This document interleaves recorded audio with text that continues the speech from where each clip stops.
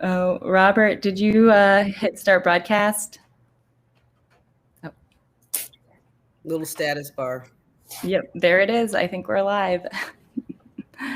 Okay, I'm gonna start my remarks now. All right. Well, first, hello, and thank you everyone for joining us. I want to acknowledge that there's been a little bit of a road bump getting to this session and getting through today. We have certainly experienced our quota of technological challenges, so we know tomorrow is going to go off without a hitch. I am knocking on every piece of wood around me right now. And most of the sessions were recorded, so even if you weren't able to get into your preferred one, you can still review the recordings after today. I am so excited for what is to come over the next hour and a half, and far be it from me to stand in the way of what promises to be an amazing and inspiring talk from LaTosha, and then questions and answers that are led by Shay. You all have both of their bios, so I won't spend the few minutes that I do have talking to you about who they are, but I do want to share why we are excited to have their voices at this year's conference. Both LaTosha and Shay are phenomenal leaders in the public space. They have deep experience in the philanthropic and nonprofit communities, advancing justice and building power. Their approaches center the voices of those most impacted by injustice and inequity. And most admirably, they have an unparalleled ability to speak truth to power, which you may have experienced through Shay's work with Community Change, Inc., or Black Girl in Maine, amongst other things, and with LaTosha's work on Black Votes Matter and her tireless commitment to moving resources to empower Black girls through the Southern Black Girls Consortium. They are full of wisdom, joy, creativity, and love, and through word and action, they have accomplished amazing things, and it is my honor to have them here today, and to now welcome LaTosha Brown to this virtual space. Thank you so much. That was such a generous and beautiful opening. I don't think I've been introduced in that way before. So I'm very grateful and thank you for having me. And I'm really looking forward to having this conversation, starting this conversation, but more importantly, to really be engaged with you all. I see people are doing, I'm a big fan of roll call. So please, wherever you are, make sure you shout out yourself and put something in the chat so I know that you're here. You know, I want us to start with a exercise that I often do. You know, and no matter where I go to speak, no matter where I am in the world, I often like to engage people in this exercise. And so if you all will give me a couple of minutes and join me, because I am from the Deep South now, y'all know we like call and response, and we like engagement. So what I would like for us to do is wherever you are, I want you to just kind of get centered, kind of get present in your body, get centered. I'm going to ask you to kind of lean back, you know, get centered and present in your body. Clear your mind. Don't think about what you got to cook this evening or that phone call that you got to make or that last email. Just be present in the moment. I'm going to ask you to close your eyes. I want you to operate as if, you know, light is coming, you're just open, light is coming through your head, and your feet are like a big trunk of a tree, and they're just kind of rooted. You're rooted in the ground. And so that energy can pass all the way through you. And so I just want you to take a moment and take a deep breath with me. Release it, kind of clearing ourselves. And then I'm going to ask you a question. With your eyes closed, I want to ask you a question. My question to you is, what would America look like without racism? What would this nation look like without racism? Just kind of sit there with it for a minute. Now open your eyes. Now I know that wasn't a long time, and I'm not sure because I can't see everybody. I can't see anybody. Whether you actually had a vision, you know, there's no right or wrong. You know, oftentimes this exercise, believe it or not, 98% of the time, 99% of the time, no matter what room I'm in, people are unable to see anything. oftentimes in younger rooms, it seems like I guess they're a little more hopeful in some circumstances, because oftentimes a few of them, it's more of them that actually are able to see something. But the truth of the matter is, it has been such a part of our experience in this nation. It's really hard for us to even imagine a world without racism. It's hard for us to imagine this nation, this country, the state of Maine. Right? It's hard for us to really imagine what the systems would look like. We would rather deny that it exists, or either just say, it's a part that's going to be with us forever, but it doesn't have to be. And I actually believe, as visionaries, that we have a responsibility to really looking and thinking about that question, the question of what are the possibilities that exist. And really, when we tap into the fullness of human potential, what would this nation look like without racism? What would America be? Her systems, the institutions, how would the economy look without racism? If racism was no longer a structure that was a part of every single system in this country. Well, the first thing I did right was the day I started to fight. Keep your eyes on the prize and hold on, hold on. Hold on, hold on, keep your eyes on the prize and hold on, hold on. I wanted to start singing that song because that's a song of the civil rights movement. And the words are, keep your eyes on the prize and hold on. And the reason why I wanted to raise and sing this song right after I asked the question is that I do think that it's literally about something great that's right before us, that as we're talking about change, as we're talking about how are we going to create a better community, how are we going to create a better society, how are we going to create a better sense of our own humanity, I think it's really important that we recognize that I think the most important key for that will be keeping our eyes on the prize. And what is the prize? It's our vision. I want to share with you all today, there's kind of these things that I always call the V strategy. There is the 4V strategy that I want to share with you all today, that I just want us to think about this moment that we're in and the opportunity of this moment that we're in.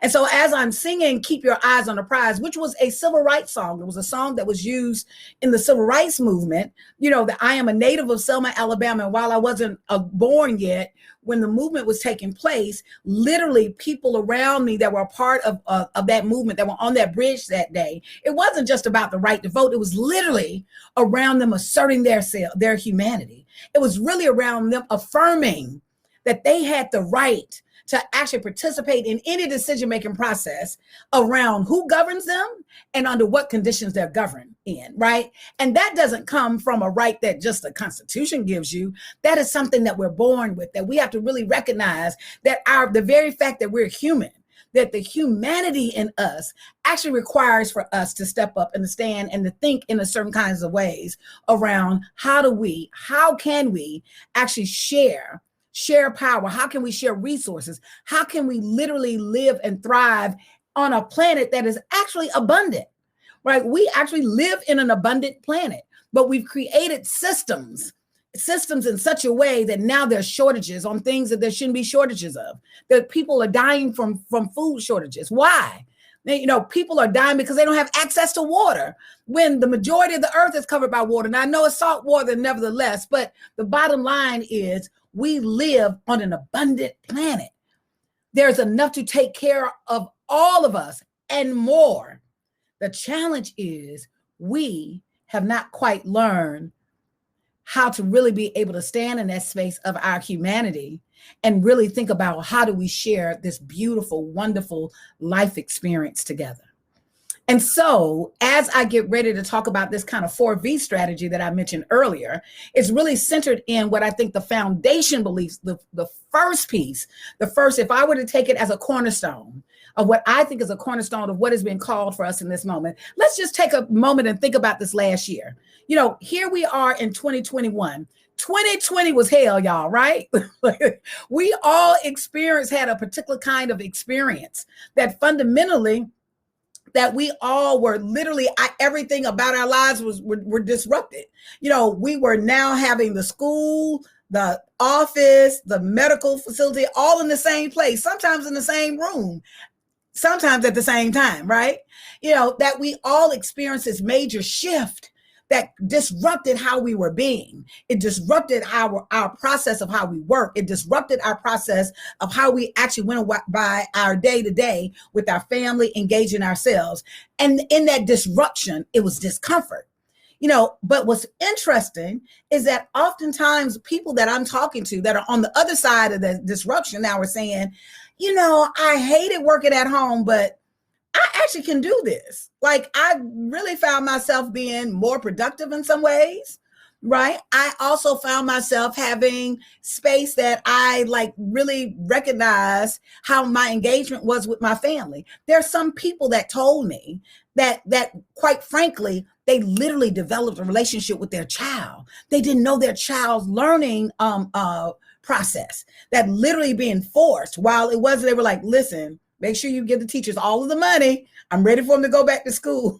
That they actually had an opportunity to actually really engage in their family in ways that they had never engaged with their family. And so part of the way that they're seeing the world, their perspective of how they're seeing the world has been shifted. And so I challenge you to say that in this moment, that can actually be a good thing. I think we're in this fork in the road. As I talk about this V, we can either go the path of peril, or we can go the path of promise and possibilities, the unlimited possibilities that exist when people are able to tap into their own power. And what structural racism does is it creates barriers to make it that much more difficult and that much harder for people to really be able to operate in the fullness of their gifts and in the fullness of their power and the fullness of their creativity. Imagine a world where people could come in the sense of their humanity, right? That they were respected, loved, and valued. And so even as I ask you this, what would it look like as a nation if all human beings felt valued and respected? You don't even have to like them. Valued and respected. What does that nation look like?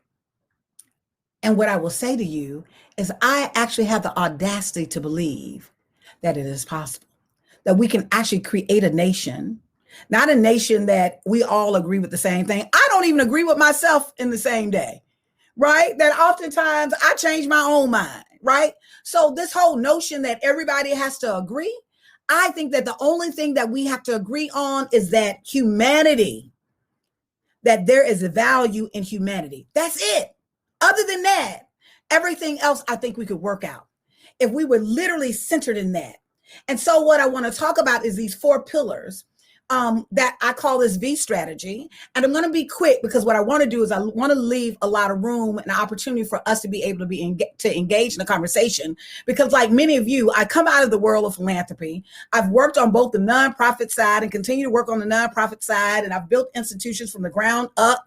I've built small organizations that have failed. I've built multi-million-dollar organizations that have thrived. I've been able to be successful in moving millions of dollars. And sometimes I've moved money and literally saw no results. And so the spectrum of what we all experience in the world of philanthropy, I've experienced. And so in some ways, I'm able to at the very least, be able to share some of my learnings. And also, I think it's an opportunity, even in Q&A, to really be able to learn and have an exchange with you as well.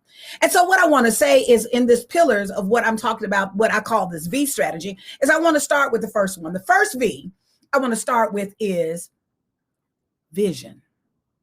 The first thing I asked was the question to you: what would America look like without racism? I would almost guarantee you that more than half the people that are participating in this discussion right now have never been even asked that question. The majority of people, most of the time places that I go, the majority of people have never been asked that question. Most folks haven't even considered that question. So it becomes the larger question is, how will we ever achieve a nation without racism when we haven't even asked ourselves the question of what would it look like without it? And the reason why I'm raising that is because what around you that has been brought into the physical world was not first envisioned. You cannot bring anything into the physical world that's not envisioned first. That's why we have blueprints, right? That's why we have maps. That's why we have renderings, right? That anything that we are bringing into the physical world, it requires a vision. And so if we're talking about equity and inclusion and how we move forward, we have to spend time asking ourselves the question, not out of the context of fear, not even out of the context of what we know, but literally the possibilities of what would America look like, could look like, should look like without racism. Not what's the fear attached to that, but what are the immense possibilities that exist in a nation where human beings feel respected and valued and are able to bring their whole selves to the process. What would that look like? Imagine that. So I think it's important for us to understand that literally, if we're talking about how we're going to take this moment of change right now, and I'm talking about these 4 pillars, the first pillar is vision. What is your vision? When we're talking about equity and inclusion, it can't just be an act. It can't just be an action. It has to come out of a larger context. And my challenge to you is it must come out of a context that has roots. Part of my exercise when I ask you, like, to open your mind, right? And let light come in and then see your feet as roots in the ground. Listen, a tree can have all kind of beautiful branches. They can be beautiful branches with leaves and flowers and everything, right? And those branches can break off. You can break those branches and this tree will still stand. You can break all those branches and the tree will still stand. But that tree will die the moment it doesn't have any roots. That is why it is important that all of the work that we're doing, that when we're talking about equity and inclusion, it has to be rooted in something greater than this idea of around, let's just achieve equity because it's the thing to do. It has to be rooted in a vision. It has to be rooted in the vision of the possibilities of what exists. And so I think it's really important that all of us, no matter where we sit, we have to push our institutions. We have to have this conversation with our colleagues. We have to ask ourselves this question. I think daily, if we're going to be change makers, we should be asking ourselves the question, what are the possibilities that exist when we eliminate racism? What would this nation look like without racism? And if we can start with it starting there and start literally formulating a vision in our mind, right? It helps root the reason and the need for it so that it's not just a fly by day, or it's not because it's the hottest, the sexiest term. Because you all know in philanthropy, we've got a flavor of the day. We have a flavor of the day. This year might be equity. Next year might be inclusion. The following year, it may be whatever, capacity building, right? We've all gone through those cycles, right? And I'm raising this is not as a critique. I'm glad that there are focuses, right? But it is to say that when we're talking about transformational change, we cannot address that the same way as it's just a transaction. Equity and inclusion cannot just be a transactional process or a transactional approach. We have to literally think about this in transformative terms. And one of the ways that we can do that is, one, as in that first pillar, create a vision, our own vision, and literally a collective vision. What is our collective vision of what it is that we're trying to achieve? The second V, which I think is a part of what I call this kind of foundational piece, is around voice. What are we giving voice to? And what do I mean by that? How are we creating an authentic voice to the problems? Oftentimes, there are, I'm going to criticize political pundits. Unfortunately, I'm one. I'm oftentimes called as a contributor on MSNBC as a political pundit. But the truth of the matter is, I think what we have to have, our beliefs has to go far beyond punditry. That part of what we literally have to do is we literally have to recognize in all of our platforms that we have to ask the question, who are we giving voice to? Right? That who are we giving voice to? It's amazing. One of the things that I recognize has been the most effective organizing tool that I have worked, that has worked for me and the building of my organization, has not been in my speaking. It has actually been in my listening. that the first 8 months when Cliff Albright and I started Black Voters Matter Fund, we literally got in a car and went around and just listened to people. And so I think it's really amazing. Part of the way that we're actually giving space to authentic voice is when we create space for there to be a deep listening, for people to be listened to, for us to really be able to hear what they're saying and also hear what they're not saying. And so that is what gives authentic voice to our work. Not when we come up with a great, brilliant idea. We have great, brilliant ideas, right? But what are they rooted in? Sometimes our great, brilliant ideas are like those branches on the tree. Yeah, they actually help the tree. Yeah, they serve the leaves. Yep, they serve a purpose, right? But they're not the same as the root.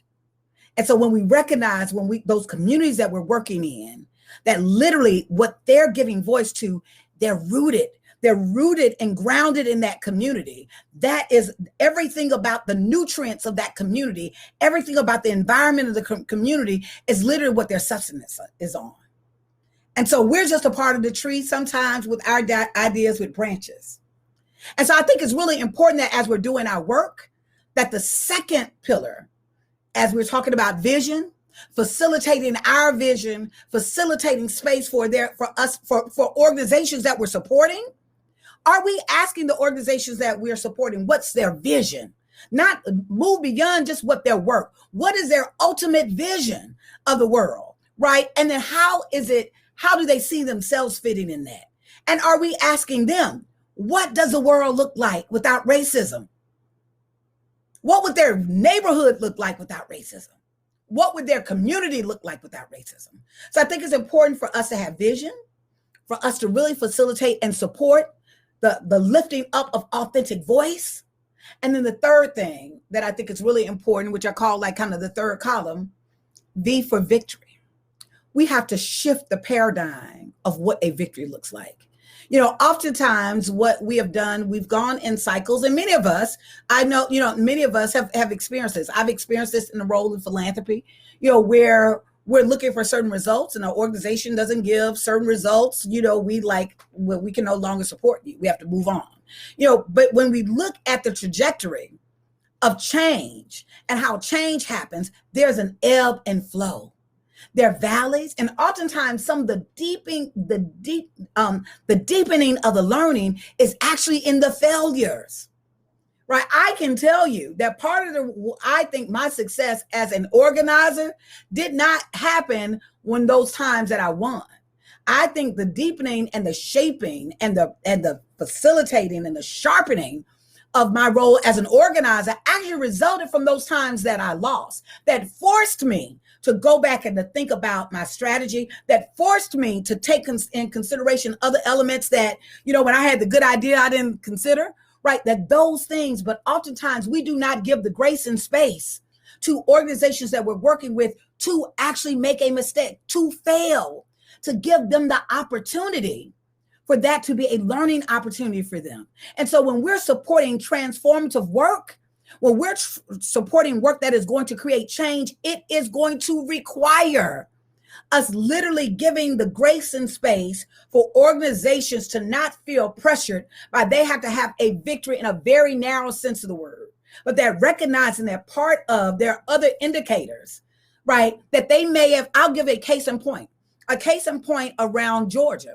You know, in the state of Georgia, there were some of us that worked in the election in 2018. And if you looked at victory in the gubernatorial race, that if you looked at just on the surface, right, many of us, the candidate that we wanted to win lost. That was not a victory, right? They lost, right? Many of us felt like that it was stolen, but nevertheless, they didn't capture the seat.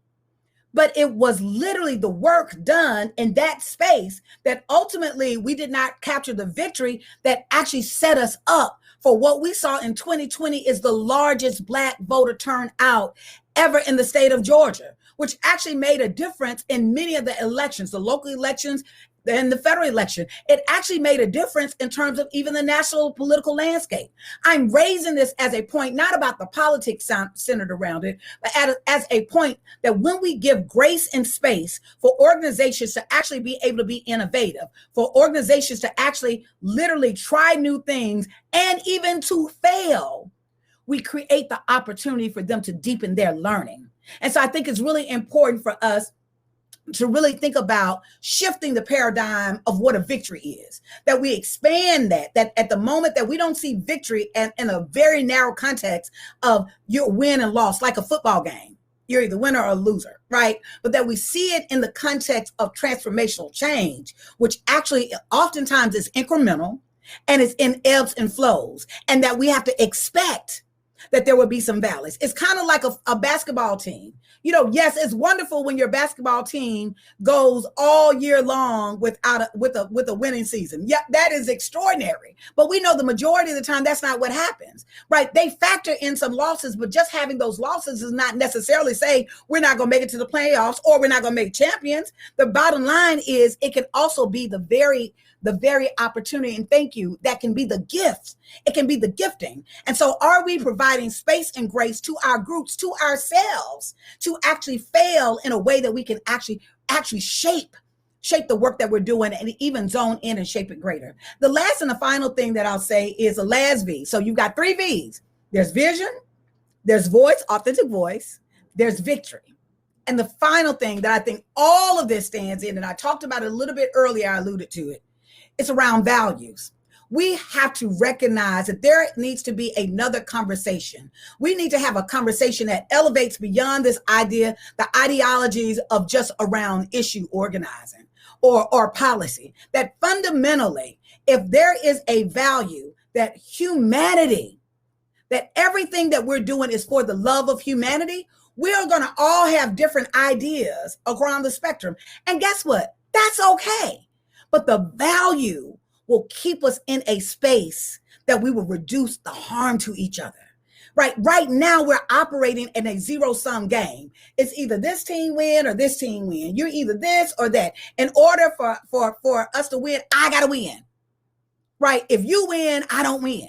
When we can actually shift the entire paradigm of how we see not our victories, how we use in our vision, all of those things, if there's rooted in a value, which is what I said earlier. I think the only thing that we really have to agree on, the only thing is that all human life has value. And if we can literally create this belief that humanity has value, how will we show up in the world? How will we engage with each other? I don't think that the challenge in this nation is that we all don't believe the same thing, right? Or we don't know how to get along. That's not where I think the challenge is. When things are rosy, we do pretty well, right?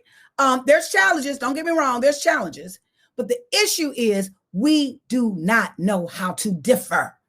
We have taken difference as a negative, that anything that is different than what I am is bad, it is wrong, it is inferior, it is all of that. And the foundation of that, when we talk about the big lie is this notion that there's one race of people that is greater than everybody else. It keeps all of us from meeting the full potential of our own humanity, where we stand in that space and not seek to uproot structural racism. So with that, I'm going to be quiet. I'm going to open up this space because I want to have engagement with you all. My organization in the last 3 years, we've done a lot to build infrastructure in community, really based on those kind of 4 principles around how do we set a vision that's greater than just an election. That while we say Black voters matter and it's about votes, it's not about the elections for us. It's really about communities affirming themselves, taking their agency and moving forward. That how can we lend voice? How can we create a platform to lift up voices of communities that have been marginalized or issues that need to be spoken to, or literally for people to be able to share a vision that they've never had the opportunity to amplify what that vision is? How can we shift what a victory looks like so that a victory doesn't debilitate us if it doesn't look a certain kind of way, right? But that we recognize it every time that we're moving forward, that every time people are engaging, that in itself is a victory. And the last and the final thing, that we're all rooted rooted in this value and this notion that humanity matters. That at the end of the day, that our responsibility is to really be a demonstration of the highest form of love and care of humanity. And with that, Shay. Wow. My sister, those are just powerful words. Vision, voice, victory, values, your 4 pillars there, the V. Absolutely amazing. And I can tell you right now, it looks like there are a lot of questions that people have wanting to talk around the issue that you raised of space and grace to fail. I'm just going to preface this myself because I know that most of my work, being that I live in Maine and I work through northern New England, in my own work, I talk about failure and space and grace. And I sometimes find when talking to primarily white audiences, there's a real sort of aversion to like talking about space and grace, specifically around failure. So I have a specific question here that I want to pose. I'm trying to kind of go from what you said, but also looking at what's been put in the Q&A. Here's a good one from Jessica Burton. What does acceptance of failure as a key learning experience look like in the dynamic between donors and nonprofits? Oh, that's an excellent question. Great one. It's an excellent question. You know, one, I guess to qualify, who are we saying what it looks like to? Like, because I think that there's donors. I think it can be a joint collective learning experience. Oftentimes, there's a particular power dynamic that has been created, with donors, and there's the grantee and the grantor, right? Right. And so the grantor has we have to recognize that we come from a place of privilege, right? And so there is, and in many ways, we can't operate and act like, oh, it's all equal. No, it's not. No, it's not. There is a power dynamic, and to not recognize that power dynamic doesn't give space or grace for us to really be honest about what it is that what will create the dynamics. And so even for us we're actually primarily on one third of our work, one half of our work actually is we're Black Voters Matter Fund. We're actually a funder. We're intermediary. We last year alone, we invested over $10 million directly. We gave out $10 million to 600 Black-led grassroots groups around 15 states that we work in, right? So large part of our work, at least half of our work, is actually in grant making and direct grant making. And that's not even including all the other stuff, the tools and the other support and the other program stuff we layer it with, right? But I'm raising that because I think part of that dynamic, what it looks like is going to, it's kind of like the eye of the beholder. But I think part of what we could have a conversation around is how do we create the circumstances to get the grace in the space, right? And so part of it, I think, is I'm gonna do the opposite. I think it's creating the space that builds the relationship so that we can literally lean into the space of having grace for each other. That when you're in relationship with each other, it's much easier. It's much easier to actually be able to accept a failure or to be understanding when you're in relationship. And so part of what we have done, even as an organization, we're very transparent with our funders around what works and what has not worked, but we're also very intentional about relationship building. Right. We're the kind of organization that we haven't necessarily wanted to build our organization in a way that was just like, just give us a check. Right. We got it. Here's your report. We'll literally have a relationship so that there's an alignment. There's a true alignment around values. And so I think part of us getting to this place around space and grace is there an alignment around values? If there is a power dynamic where the donors or the group thinks that is operating from the space of we're better than you, which means they may not say that, but if you think that you know about what my community needs more than me, then you think you're better than me. If you think that you have the solution and I've been staying here all the while and I don't have the solution, there's some thought that you must be better than me, right? And right. So, of course, I'm oversimplifying it, y'all. I know that, right? But you all get the gist of what I'm saying. My point is, in order for us to really be able to do that, we have to actually give some grace and space to ourselves and to each other. And so I think part of that is reshifting and realigning the way that we relate with each other as donors and as organizations, that fundamentally that I think donors have to acknowledge that they're coming from a place of privilege, and that with that place of privilege, there is a power dynamic. And I think it's their responsibility to actually be able to lift that up and to recognize that you have to give some space because there's a power dynamic, right? It might mean you have to stretch yourself to even give more space, right? I also think that that means that you have to lean into this notion around saying as a value, you have to call it out. You have to actually call the value and say, what we're interested in is transformational change, right? That's what we're interested in. And so our model is not to be punitive. You know, in many ways in this country, we have operated in this very punitive, this punitive kind of way. And philanthropy does the same thing.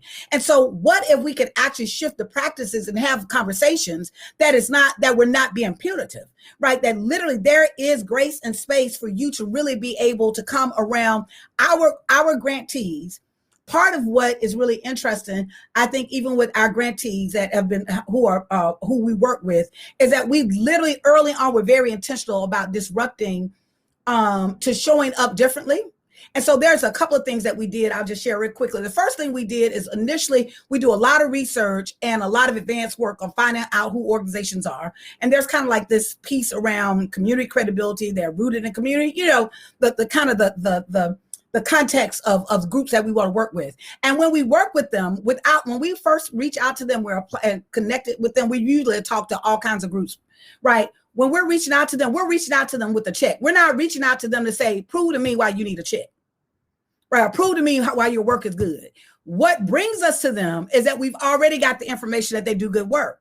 And so when we show up with a check. It was all of our organizations, it was a small initial mini grant, only of $1,000. You would be amazed at how much trust we were able to garner because we showed up differently. So instead of showing up in the community and telling the community, tell me why I should support you, right? Which is a power dynamic. We show up saying, thank you. We thank you for inviting us. Thank you for the work that you've been doing so far. We recognize and honor your work, and we would appreciate the opportunity to work with you if you're interested in working with us. That changes the entire dynamic. I often say, and I'll share this real quick, Shay, and I'll stop. There was a minister who I didn't realize at the time, but he was hazing us, that we met in Southwest Georgia, who we were trying to give one of our mini grants to. And he was like, nope, I don't want it. I don't want a mini grant. Nope, I want a megaphone. And we were like, well, if you take the grant, you can buy a megaphone, right? Like you could buy a megaphone, right? And he was like, nope. I told y'all, you asked me what I wanted, and I told you I want a megaphone. And we said, okay. And so the next day, guess what he had? He had a brand new, we didn't even say anything. The next day he had a brand new megaphone. And literally he went downtown and took over, he shut downtown down that day. We was like, well, if we had given you, if you had taken the grant, you probably could have taken over the state in one day. The bottom line, he has been our ambassador. And what he said to us is, one, I knew you heard me. Two, and you provided what I said I needed, not what you thought I needed to have. That in itself created a different kind of trust dynamic. And that we've actually continued to do that with our groups, so that as we go forward, we're aware that we are an organization and institution has resources, far, far more resources than many of the other groups that we work with. And so we operate in a way that we never overstep our boundaries and thinking because we got more resources, we got more knowledge about them in their own communities, or we know what's better for them, but that we come to it in a process of knowing and in a space of humility of how could we help and what is it that you need and what is it that you would like to see. That was a very, very rich answer. And I was struck by, and you saying this, it ties back into what you said at the beginning of your speech, where you talked about abundance and humanity. I definitely am sensing that from an organizational perspective, when we think about the space and grace to fail, it's really gonna, and maybe you could speak a little bit more to this in terms of creating a culture that honors our respective humanity. I think I'm not on the philanthropy side. I'm on the nonprofit side as an executive director, but I'm struck by, I've been in the sector 26 years now, how little we bring our own humanity to the work, even though we work with communities and groups to make change. How would you recommend from an internal perspective folks who are on this call start tapping into their inner humanity within their organizations before they even take it outside? Oh, that's an excellent point. I think that's the greatest piece is that the change, what we don't really get is the change starts with us, right? That literally we have to demonstrate that in our own organizations. Or in your organization, are you having a conversation right now around structural racism?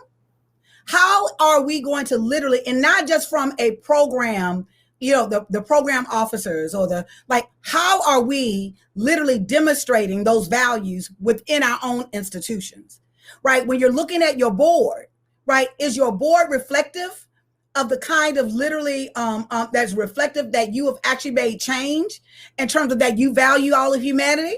Like, are we working with our folks? Are we hiring and making a special effort to hire those who are most vulnerable in our community? Are we hiring the disabled? Are we hiring people who have been marginalized? Are we hiring people who my point is, we have to literally start modeling the world we want to see. And yes, is it hard? Absolutely. Yes, it is. What change isn't? Right. But the reward is so great if we learn how to really be able to demonstrate those values in our own lives. I think that in our own institutions, there are a couple of things we have to do. I think the first thing we have to do is we have to really be honest about the culture of our institution. Right. And so recognizing what that is. Right. And secondly, I think in terms of recognizing what the culture is, I think we have to make a commitment around really building on those things that we do really well within that institution. And really addressing those things that we don't, that everybody knows. Everybody will whisper around the water fountain or not, or look at each other in a meeting, but we all know. It's like the secret that ain't really a secret, but nobody will give voice to it. It's really important for us to really call those things out. And we can, and I think that, which leads to the third thing, I think a demonstration of literally around humanity is being able to speak truth to power. Like when, I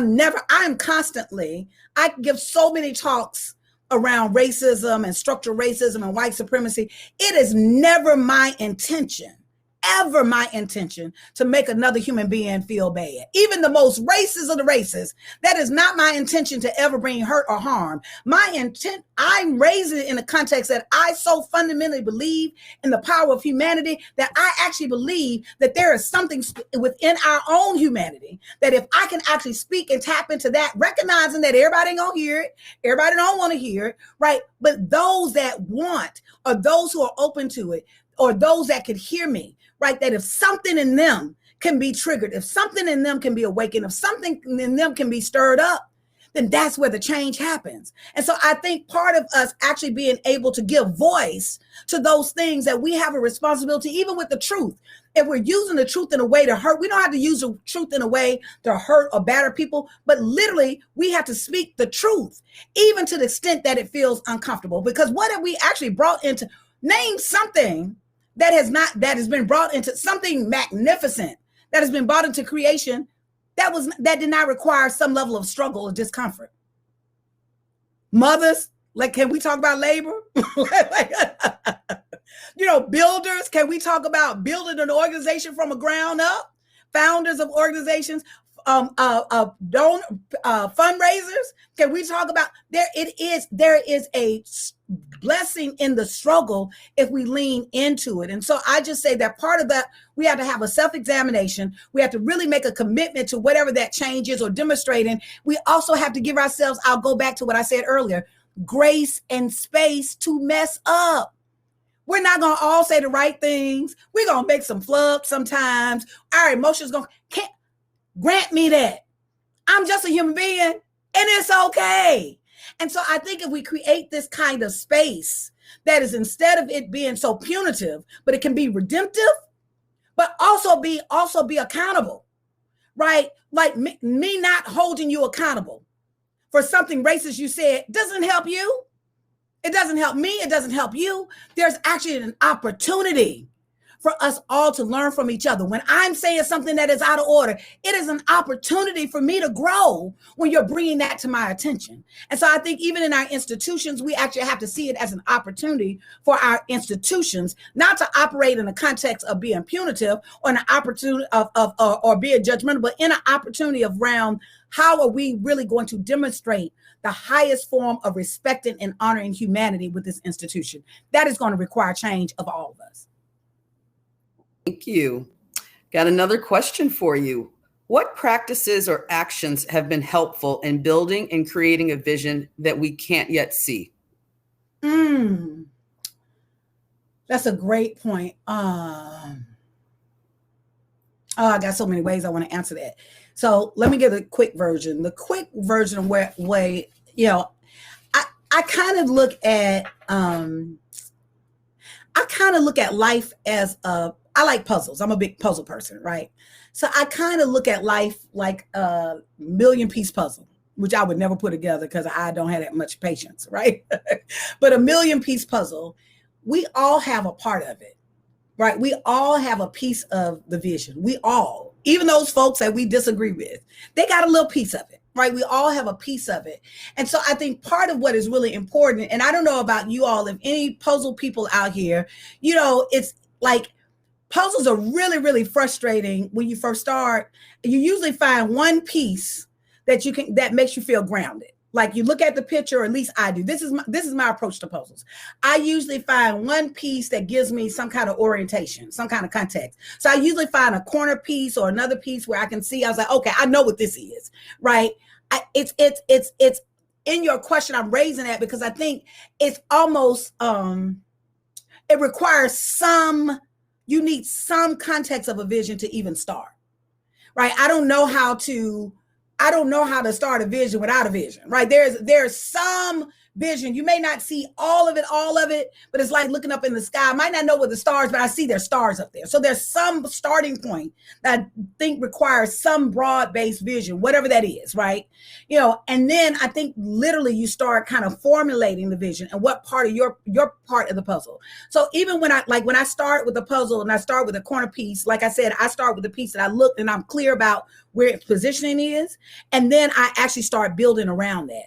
And I build that around that. And I start, and then before you know it, I start forming, and then I start seeing an image, and the images start forming. And then my niece comes over and says, oh, this piece goes there, because she can see the image that I've created, and now she sees where her piece goes. And she might start her piece, and then we start putting it together. And before long, we've got this puzzle put together. That's how I think it's approached. I don't think that I have the capacity, or any of us, have the capacity to see the fullness of what exists. Racism has been such a destructive factor in this country that we don't have an idea of what the possibilities exist if it didn't exist. And so I'm raising that as a context that I think we have to start within the context of some starting point. So even with your question, I think it requires some kind of visioning starting point, recognizing you may not see the fullness of the entire puzzle, right? But there has to be some piece which actually helps, at least for me, this has been my approach, that actually helps ground you and give you orientation around what you're building around, and recognize that there are other people that got other pieces, and that at the appropriate time when there's alignment, those pieces will just fit in, and then we'll have a fullness of the picture. Excellent. Thank you. From Elizabeth Rogers, we have the question, what does it mean to you to be an organizer? How do you approach that distinctive role? So, I am, I have since a little girl, I don't know if it's the Scorpio bossy part of me, or is it I think I was kind of born this way, that I've always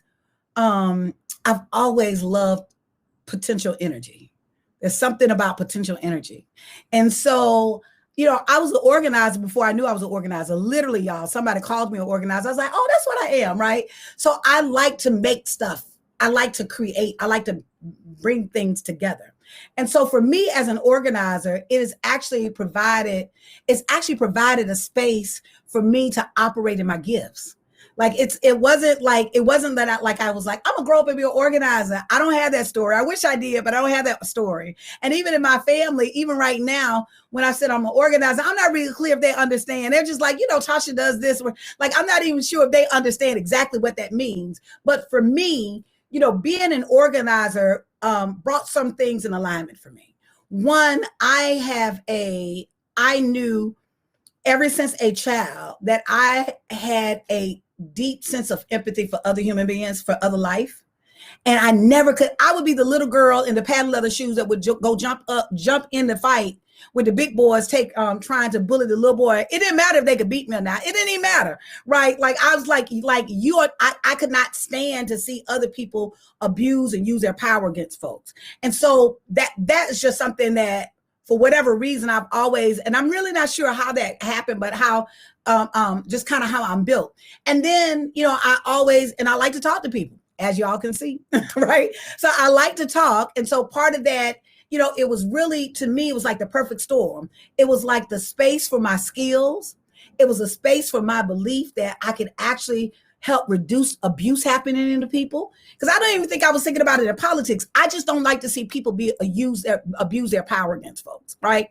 And then 3, I think it gave me a focus around kind of my political ideology that didn't develop until, I got older. But the foundation of my political ideology, quite frankly, is love.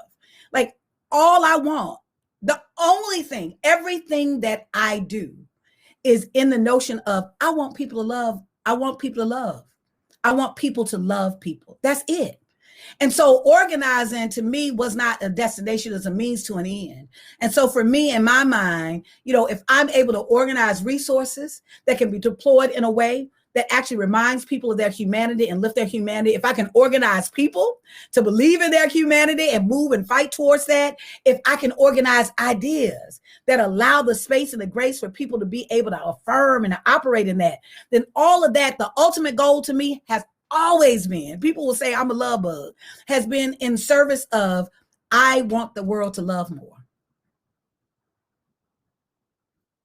I love that. I love that in your work and just what you've been talking about, you're just bringing so many of the key pieces of our humanity into these really important conversations, which at times feels like we forget the human piece when we talk about equity work. So thank you for that. So the next question is actually going to come from me. I did prepare some questions beforehand. And so I've got a couple I'll try to, throw out throughout this conversation. But I had a really specific one because you did talk a little bit about in your talk around like, who are we bringing into our organizations? So here in the US, you probably know less than 20% of nonprofit CEOs and executive directors are people of color. As a Black woman who happens to have spent the last 13 years as an executive director, those figures don't surprise me, in part because my own personal thoughts are that even when a board of directors decides to hire a BIPOC person for that lead role, it often feels like we're not going into situations where we're going to be well supported. And at times it feels like we could be set up to fail. And I know that many organizations, particularly here in Maine, are really starting to have conversations about how they can cultivate leadership of color. So my question to you is, how can organizations support leadership of color and set them up for success? And I would say, I'm going to add a little piece to that based off what you said, set them up to be leaders who are like standing in their full truth and their full humanity. So, I think that could be applicable. I'm sure we all like to just hear some conversations around your thoughts on that. So a couple of things. One is interesting. When I talked about the 4 pillars, I talked about victory. The 3rd pillar was around victory. And so I have the same kind of reaction to success. What we have deemed as success has been a particular kind of metrics that is operated in a certain kind of context, right? And so I think it's really important for us that as we are seeking, change, that your organization doesn't become less racist because you change one person who is in the position of power. It is certainly an access point. It is certainly a change, right? It is certainly going to add to that. But if the culture of the organization itself does not lend itself for this change to take advantage of this change that is happening, right? What you will just have is you'll have a Black CEO, right? And they may be good or they may not be good. Even, I mean, you can't even say that they themselves will have an agenda that's going to be around communities of color. I think what we have to really do is, I think, even for our work, you know, it's kind of like our belief of with our work in Black Voters Matter. You know, while we do political work, we do not center our work around political candidates. Now we do work around, we have supported candidates strategically at particular times because of a strategy of a larger piece. But our foundational work is really around how do we build power. And so we don't believe that, we believe that this very ego-centered model around that is about the individual is oftentimes a cop-out for organizations to change their culture. That fundamentally, like that, literally looking at letting that be the opening of the start of the transformation of that organization. Not literally like, we did it, y'all, we got a Black CEO. We ain't racist. No, we're not.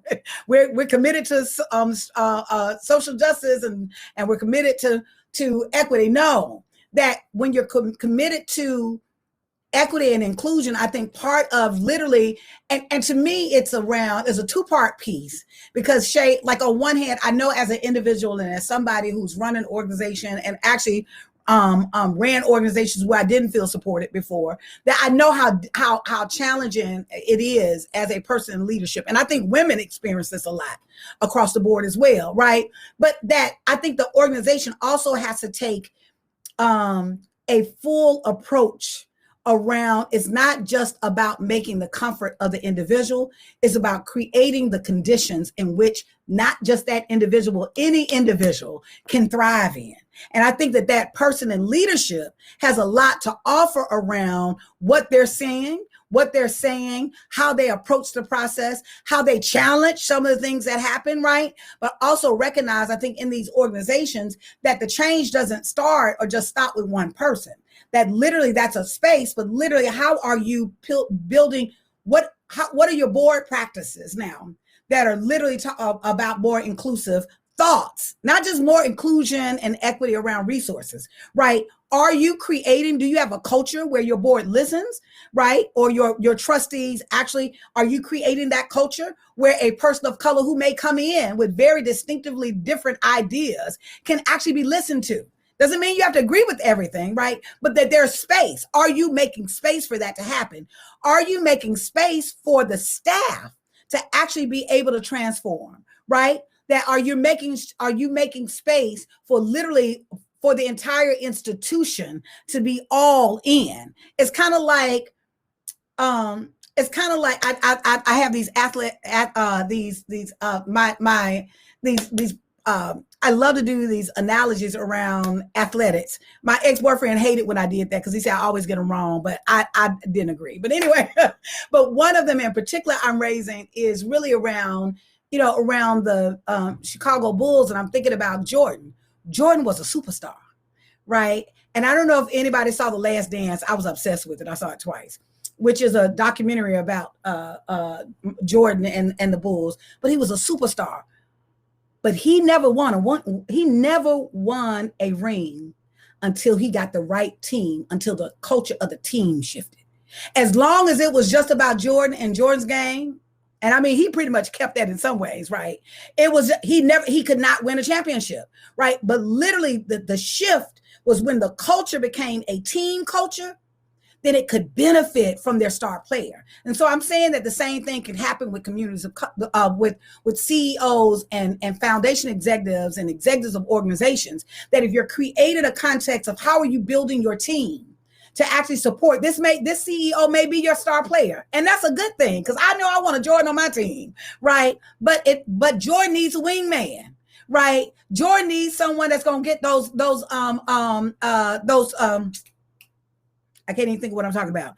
Down, but rebounds. Thank you, y'all. Rebounds down, right? Rebounds down, right? But fundamentally, we have to literally approach this, if we're making change, of how are we building the team to support this vision of moving forward that is a more inclusive environment of communities of color and leaders of color. Thank you so much for that. Question from Jen Shepard. What approaches do you suggest to inviting and including community members into the vision discussion? How can we open that discussion up? Great question. I think that the first thing I think you should, thank you, Jan, for the question. I would tweak it a little bit in terms of how you ask the question. I don't know if it's our responsibility to invite them in, right? I think it's a reverse. I think the way that we should approach it is we should create the opportunity of supporting them, facilitating a visioning piece, and offer to be a partner with them around that. So that as we're talking to communities, we talk to communities, that's what we do. Like when we talk to communities and we're like, well, what is, kind of the vision? Like, are you all interested in has your community done a collective vision? Are you all interested in having a collective vision? And if so, right, within, how can we be supportive to that, right? And literally see yourself. I think the way you enter, it's kind of like what my grandmother used to say all the time. She would say, baby, the way you enter a relationship is the way you end it. Like, I didn't understand it at the time. I was in high school. I got it now, right? With some tweaks here and there, I understand exactly what she's saying. The bottom line is the way that you enter that process and that space with them. I think we would be amazed at people who really, really understanding how many people are really almost waiting to be asked their vision. I'll just share this one thing that we did. So the Southern Black Girls and Women's Consortium is an initiative that I'm a part of, that I'm actually a founder of, that I had a vision. It's a $100 million 10-year initiative. And over the course of 10 years, we're going to invest over $100 million, reinvest the $100 million in organizations that serve Black girls and women in 12 states in the South. And so in the early formations of it, we were doing listening tours throughout all of the 12 states. And there were girl tours. So it's Southern Black girls and women, because we decided we were going to focus on Black girls. And so we went to these different cities, and after about the third one, they would bring their mothers or their chaperones with them. And by the third one, we had to put the mothers out. We were like, y'all can't participate in this. Because what they would do is, once we asked two questions. The first question was, what's a Black girl's dream? And when we would ask that question, the girls would start, and then somehow the mothers or the chaperones or the aunties or the sisters would and then my dream was such and such and such, because nobody had ever asked them their dream. And we realized after the third one, many of them said nobody had ever asked. So they saw, well, this is my opportunity. And so we actually had to create a space where we're like, no, we're going to have a space for the women to actually be able to talk about that. I'm raising that because oftentimes in our communities, nobody's really asking us our vision or even giving us a space to work it out. Most communities, what they feel, and I'll give 3 quick points that I think will might be helpful around this. Most communities feel like they have to have the answer already because we've been punished when we haven't. When people have asked us, well, what is such and such and such, and we can't give the answer, then it's like, we don't know what we're doing, we don't know what we want, and they're going to walk away. So many communities will believe that, or organizations believe, well, I got to get these resources because I need these resources. So let me just tell you what I think you want to hear. Right? Instead of literally being able to be authentic in that. And I think the way that you do that is that the more ownership and onus of that, and making the resources available for that to shape and develop, and you be a part of that process, is better. I think that works in a different kind of way of saying, we're supporting communities doing visioning. We want to vision with communities. We want to hear what your vision is. Is there a way that we can support you? Is this something you're interested in? Would you need some support in doing that? So that the onus and where it's rooted is with them, right? And that they can actually, and then oftentimes I think what you could do is, even if just to get what we will do oftentimes is we'll have like a town hall, or we'll have some kind of virtual conference where we're just talking about visioning. And then we have people who have actually thought about different visions or moving in that vision, and then they talk. And it's amazing how we'll inspire other people like, oh, I got a vision too. Okay. And so my point is, I think it's really important that in this process, there are 3 things you can do.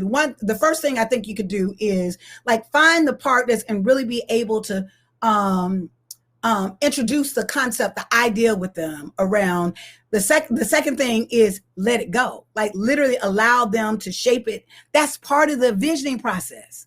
Like literally being able to let them shape it. And then 3, like literally find those spaces, those intersections and those access points so that it can create, so you're not attached to what the outcome looks like, but that you're actually willing to give the grace and space for that vision. Some communities have been so beat down for over the years, like they're in survival mode. It is hard for me to talk about, listen, if I am on the side of the road and it's 1 o'clock at night and my car just ran out of gas and you come to ask me for my vision, that is the hard, like, what do you want to know my vision? I want some gas right now. I need gas, my immediate need. And so being able to give some space and recognize, let folks work through their immediate needs, to let people work through their stuff, let people to work through their disagreements so they can get to the point of clarity. Like that's where we want to go. And so even facilitating kind of these opportunities for people to do visioning together or to do it collective with you and your institution, your organization, I think could be a very eye-opening experience for all of the parties. Thank you. Thank you for that. Catherine Bisham, sorry, Catherine, if I mispronounced your last name there. She said, to build off of Shay's question, if an organization is all white, do you feel like it can help in creating that culture of change to intentionally bring in more than one BIPOC leader at a time? For example, on a board. I've heard a lot of feedback from Black friends and family members who express that they do not want to be the only person in a room. They're tired of that. Yeah, I think that there's there's a couple of things. One, I think that all white institutions have an opportunity. I don't think that the change should happen like we're going to change when the person of color gets here. Like, I think that at the end of the day, I don't think that's the burden. I don't think that the burden is on communities of color to end racism. That's not our burden to bear. We've actually been on the brunt of receiving that. I think those conversations could start early on around even in the culture. Like, and because what winds up happening, we won't shift the culture. We just oftentimes our organization will not shift the culture. We just believe, well, we'll hire the Black person or the Latino, and they'll come in, they're really smart, and they're going to help change. They're going to help tell us what we need to do. No. I think that there's a responsibility that should happen far before that.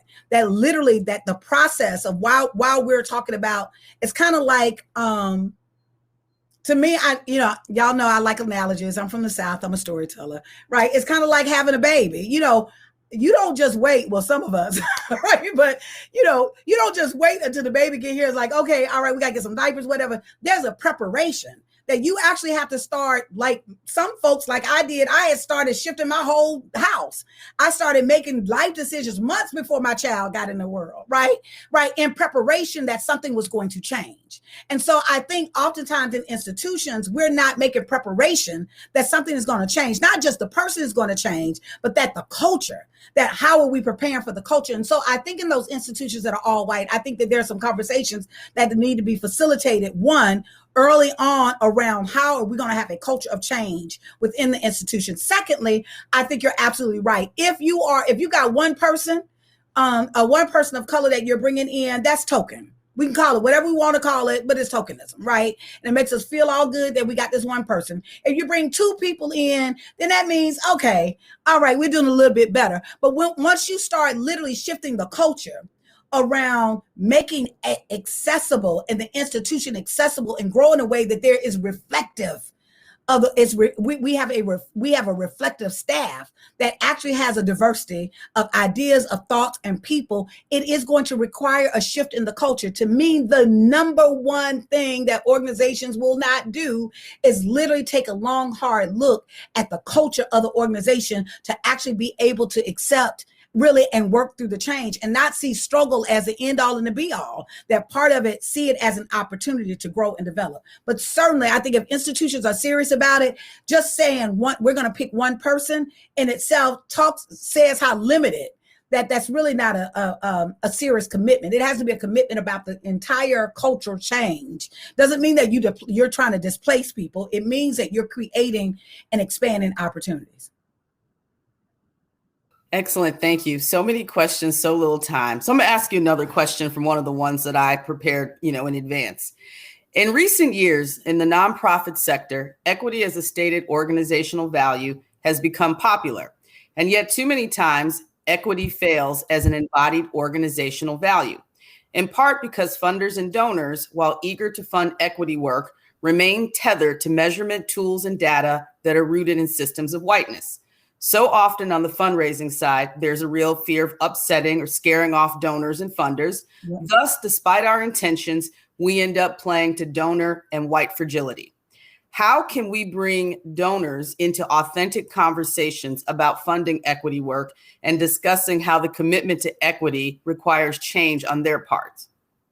Well, I can just tell you how we've done it. We've done it by, so our organization, Cliff and I started with the vision. We were very clear about what I'll say the 4 pillars. I'm gonna go back to the 4 pillars. We were very clear about what our vision was. We were going to be unapologetic about we were building Black political power. We were unapologetic about that. We had decided that we weren't gonna do any dances that said, well, no, we gonna do such and such. Well, not quite. No, that we were gonna state that's we were gonna have integrity around that's what our mission was, that we were very clear around what our voice was going to be, that we we're gonna be unapologetic around our culture and speaking Blackness and leaning into that and actually having the audacity and proposals to put love and power, right? That's what we were seeking to do, right? And so at being able to give voice to that. 3, the whole notion of victory, we were very clear with our funders from the beginning that victory for us, do not, like, if you're going to judge us by, like, you're looking for data metrics around how many folks were registered to vote, we're not your organization. Thank you very much. Find your organization that you can do that with. Our organization is making transformational change, right? And the way that we measure it, we've got different measurements of what that looks like. And victory for us is not based on the outcome of an election. Victory for us looks like the increased engagement of our community around a process that actually is about empowering themselves. And then is based in the values. Those same 4 things that I talked about, I'm raising that because I think Cliff and I started with no resources. Matter of fact, we were giving out money before we hadn't even thought about, I guess we need money to function as an organization. We were literally giving out money. And so part of what we wound up doing is, and we raised $290,000 in 9 days, right before the Alabama U.S. Senate race, and supported 32 organizations. And that kind of catalyzed us moving. And then we started doing our work. We just stayed in the integrity of doing our work. In a matter of 3 years, we've built a $30 million organization that is actually, like I said, last year alone, we gave $10 million. And that's on top of that, we've given technical assistance and support and program and literature and t-shirts and all the other stuff. So the majority of our budget is actually in building the capacity of organizations that are on the ground. And so I'm saying that because part of what we did is we engaged in a different conversation with our donors, that we decided that we were not going to dance the same dance. We weren't going to sing the same song, that it was time for a new song. And we literally wanted to build a vision that was centered around, yes, love and power, that we were going to be unapologetic, that our goal wasn't just about winning an election, but that we were literally trying to unapologetically build power for Black people. And that what we believed is that if we are able to build power for the most marginalized in our community, that fundamentally is a benefit for all of us, that we literally were going to stand in this space around love. And so what we did is we started attracting those funders that actually had the same alignment that we had, right? And we were okay with that. That not only we were okay with that, that's exactly what we wanted. And so I really do believe, because we showed up differently, right, that it literally created a space for other folks to also show up differently. Whether it's luck, whether it's whatever, we found our niche and we stood in the integrity of it. And because of that, it actually opened up so many opportunities for us. And so we decided that we weren't going to be the donor whisperer. That was not our job. Our job wasn't, I'm going to be the donor whisperer and convince you that my work is worthy, right? But that what we were going to do is that we were going to literally believe that there were people out there that saw the world just as we saw it, that understood the value of Black voters, that understood the value of literally empowering the communities that we cared about, and that we were literally going to seek support for those funders and seek support in terms of aligning in a partnership with them. And that's literally has been our approach, and it's been successful so far. Ooh, thank you. Thank you. That was an amazing answer, which I think then will lead a segue perfectly into my next question. How can leaders in philanthropy educate or get trainings to get more into an abundance mindset? Because I feel like what you just said, your answer came out of a mindset of like abundance, just knowing that the abundance was there, and choosing to kind of go against the tide in the traditional way. So I think any suggestions you have for that would be great. You know, the first thing is when we go to communities, we start from the abundance context, because we say abundance is far more than money. That like part of the biggest challenge is for us to reduce everything to money. like for us to reduce everything to money. Yes, money matters. Absolutely. We would not be able to get that bus and ride around if we didn't have money. Right. So I understand that. But literally being able to get communities to see abundance and really be aware of the abundance of wisdom, the abundance of thought. You know, I think about bears. Like, I don't know, I was just having this, I know this is weird, but I was thinking about bears just the other day, and I was thinking, you know, in the wintertime, bears are not like, okay, this is my chance to be better than these other bears. Let me go on and get some more honey and whatever. No, bears go in the cave and they go to sleep. And they don't even worry about it. When they wake up, they're like, what I need, I'll be able to get. You know, there's something about nature, that nature operates in a way that birds operate in abundance. Right? Birds operate with this belief that they're going to find a worm, that if they fly south in the wintertime, they're going to be all right when they fly back north. There's something about this space of recognizing that abundance is all around us. And what we have done, we have reduced abundance to believing that that's only tied to capital. And so when we do that, we do a disservice to ourselves and to the folks that we're serving, that when we're only seeing it when we're seeing it in those terms, and we're pushing in those terms. And so I think that if we literally lean into this whole belief that really what we can really generate, and we don't need anything, we can generate nurturing. We can generate love, and it is an abundance of that. We can create an abundance of care and love and concern and joy. There, and all of those things, oftentimes we minimize them because they're not tangible in the same way that you can say, oh, this amount of money. But when you're getting people to think in the terms of an abundance, you would be amazed. We would have events, and we would literally, people would come out, and we would give people, we did one event, I'll give this up. We did one event, and we gave this group $1,000 to do the event, right? I swear they gave us like $5,000 worth of food back. We was like, y'all, stop bringing us stuff. We good. We're good. But you know what happened? They were so inspired and moved by our belief in them that they started as a community. I'm telling you, they brought us blankets and gifts, and like it was just abundance everywhere. Like, and the whole event wound up being abundant because what we recognized and tapped into is that we all have something to offer. Everybody has something to offer. And so I think that in the context of, as you're working with your groups, literally creating a space for them to really recognize that they have an abundance to offer. As a matter of fact, some of that abundance that's part of what brought you there. That's why you're there. That there's something in it for you. That I know I go to communities oftentimes, and those communities are feeling me. I'm getting way, way more than what we gave to those communities. So I think that we have to do a paradigm shift in our minds around what abundance is. 2, untie this notion that abundance is with money. 3, look at nature as an example of what is literally, how does nature operate in a space? Nature operates in a space of abundance and surety, right? And then 4, I think be able to center ourselves back. And this last value that I always talk about is for our love of humanity, that recognizing that our humanity has an unlimited ability and supply to create love and joy and nurturing and gifting to each other. And as long as we have that, at the end of the day, we can work around money. Societies have shown they can survive with very, very little, right? Particularly when the humanity is present. So much. So I have so I'm going to ask you 2 more questions, just being mindful of the time. And this last one from me, I'm going to do one last one, and then one I'm just going to create here.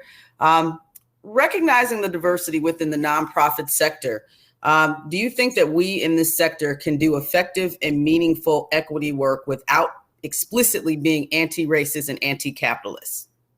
That's a great question. That's an excellent question. Let me say this. I actually think those organizations can do good work.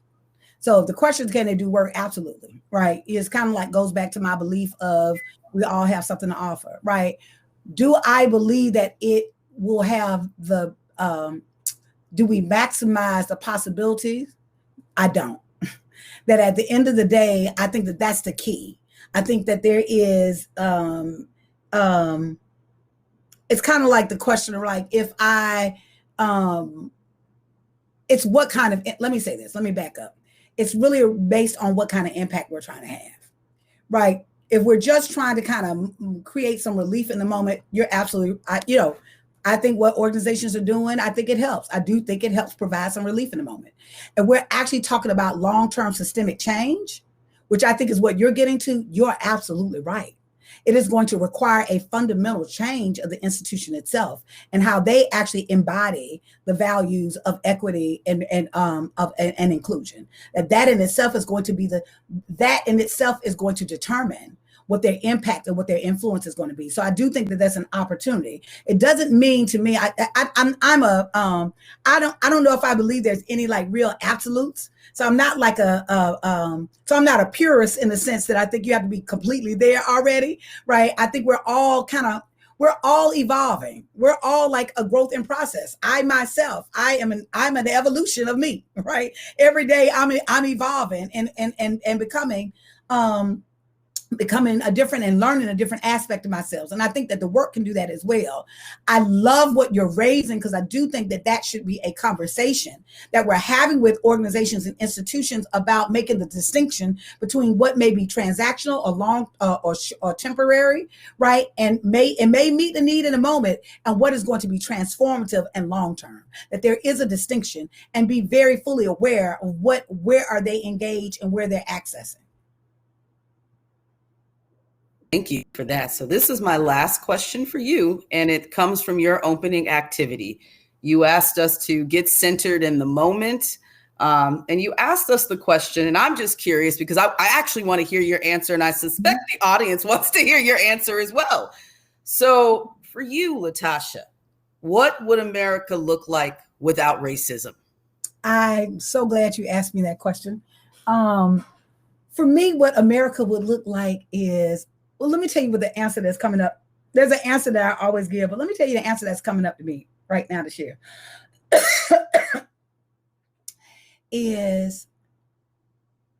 looks like a nation with immense possibilities that I don't even know if I know the fullness of it. The truth of the matter is, it looks like a nation where human beings, regardless of where they are, who they decide to love, who they want to worship or not worship, like that they're able to be.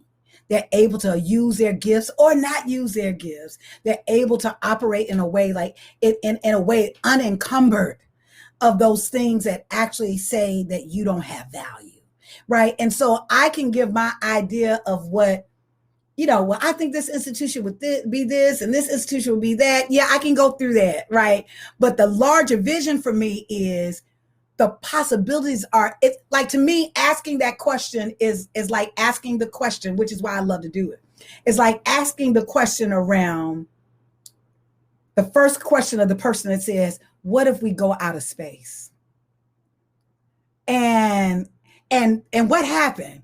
We are still discovering. And we're discovered that there are things we ain't gonna never discover. And we've discovered the stuff that we're never gonna discover. Like it is, we're like at billions of stars in one galaxy. And wait, there are millions of billions of galaxies. Wait. And then there's planets, and then there's, this isn't a planet, this is a dwarf star. What? Like the possibilities are immense. What I believe is I believe that we will be operating it without racism. I believe that we will be in a nation that is more rooted in the values of humanity. I think we will be rooted in a nation that we would actually learn how to share power differently. I think we'll be rooted in a nation that we would have disagreements, but those disagreements would not end in war or murder. I think that we would literally be in a place that we would be so imaginative.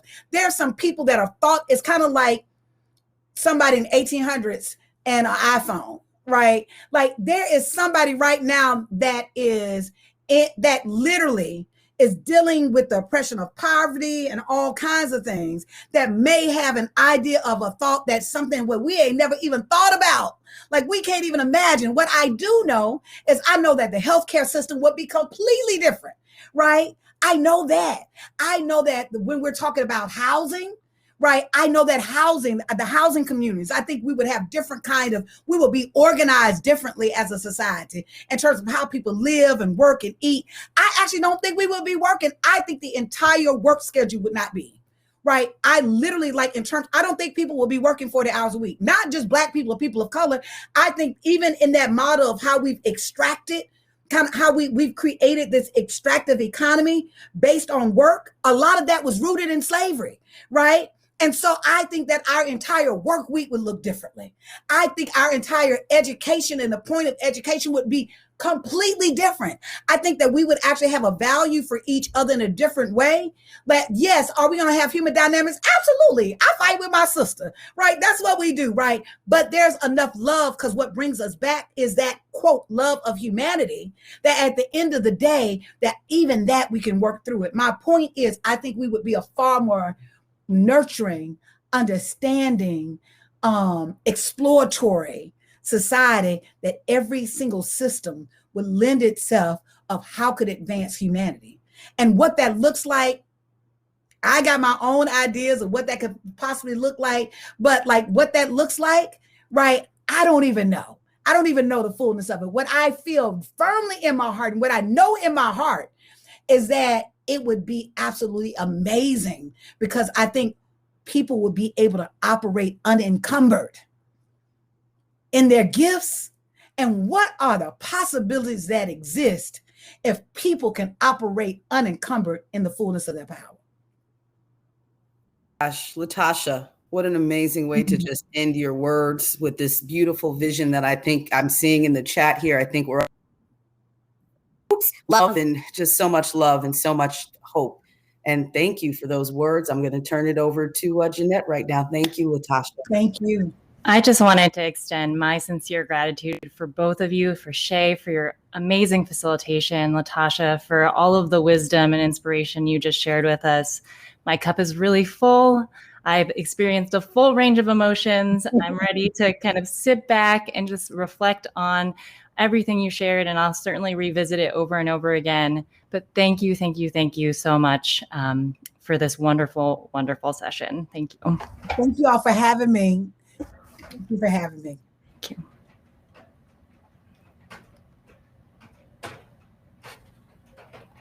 Spread love, y'all, and build power.